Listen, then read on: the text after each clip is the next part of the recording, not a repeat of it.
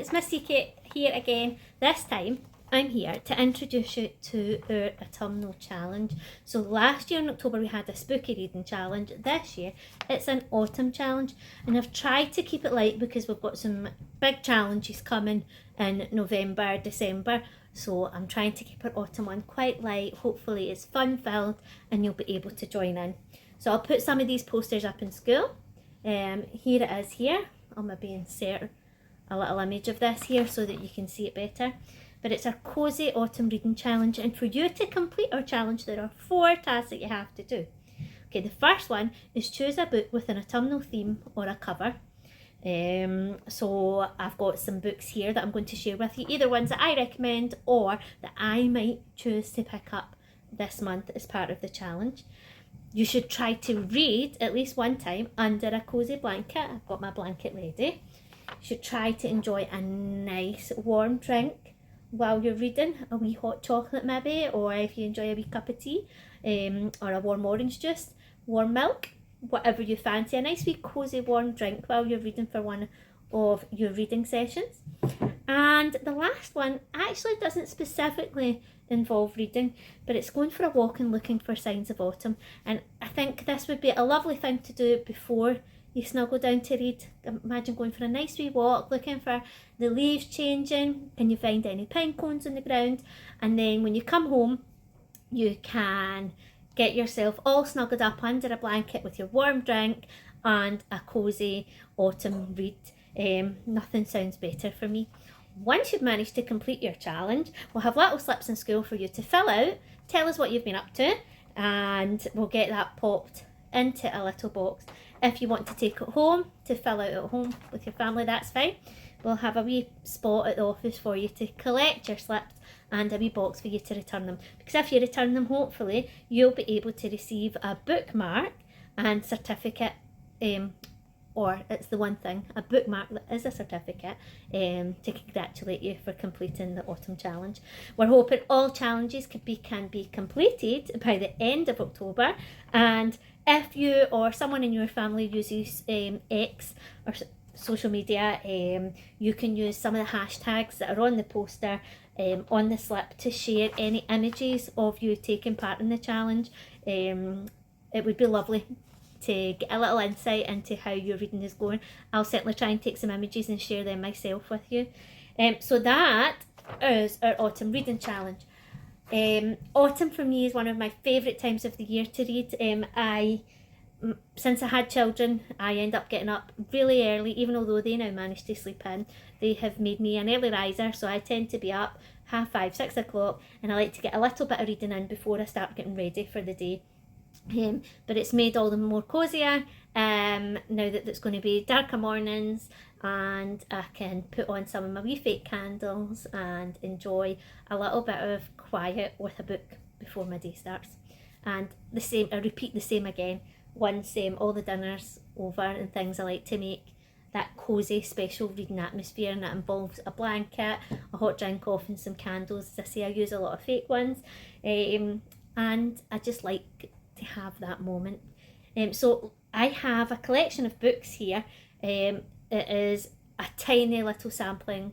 Like I say, I love book set at this time of year, so this is just a little sample of some books that either I have read or books that I fancy reading.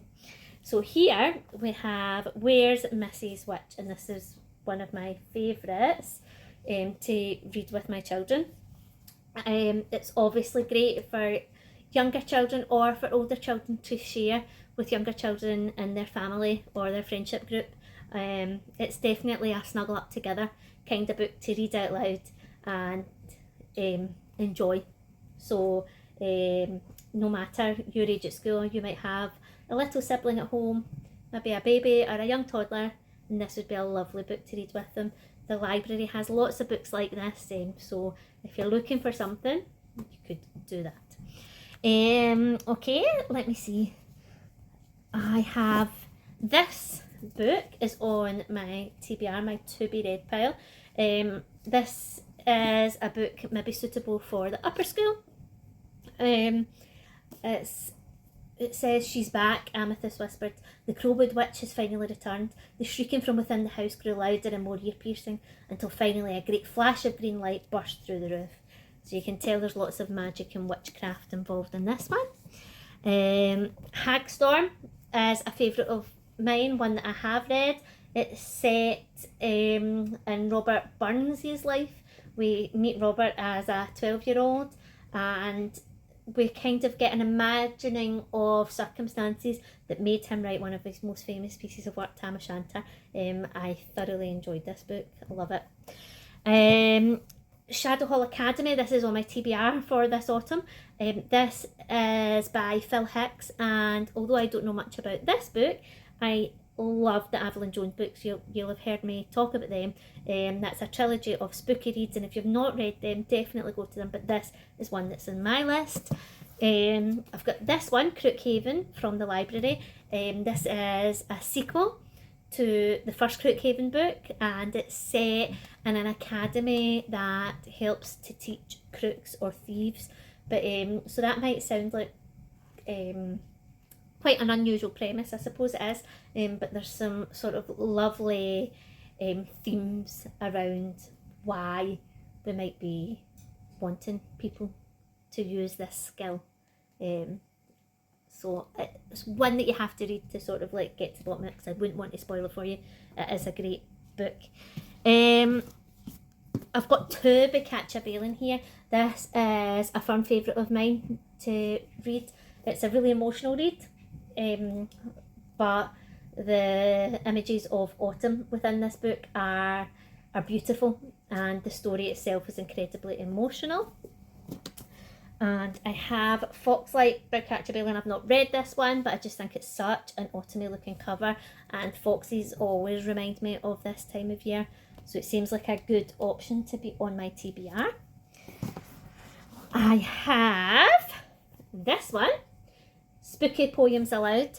This is great by Joseph Coelho, and these books, there's quite a few of the Reading the Poems Aloud books, and what's lovely is we get the books, but we also get ideas for how you can create your own poems.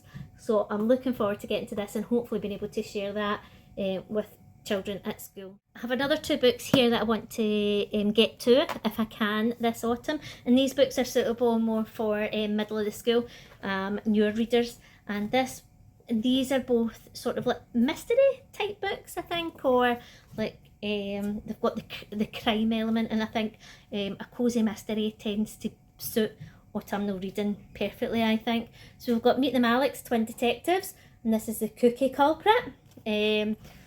Again, suitable for middle of the school, and Sherlock Bones and The Case of the Crown Jewels. This one's got puzzles in it, I believe, for you to try and solve as you're going. So I've not read it. This is on my TBR, so I'm hoping to get to it. There's little bits there for you to try and solve as you go, so it's not purely just a story to read.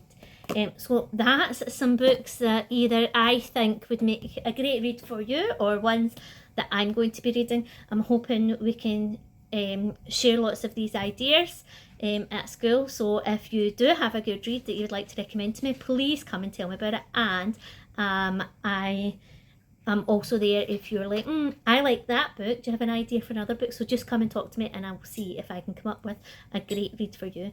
I hope you are all going to be able to take part in our reading challenge.